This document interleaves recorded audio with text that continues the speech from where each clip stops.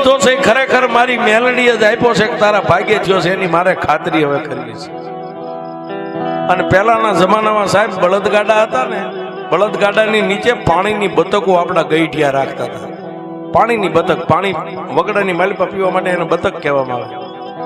એ બતકને છોડી હાથની માલિપા આમ પાણી લઈને જમણો હાથ આમ ઊંચો કરીને એટલું કીધું કે હે બેન, જો ખરેખર મારી મેલડીએ તને દીકરો દીધો હોય ને તો આ પાણીની અંદળી મરી ગયેલા બાળકની માથે નાખું, જો જીવતો થઈ જાય તો એમ માનું કે મારી મેલડી આપ્યો છે, અને જીવતો ન થાય તો પછી તારા ભાગ્ય થયેલું.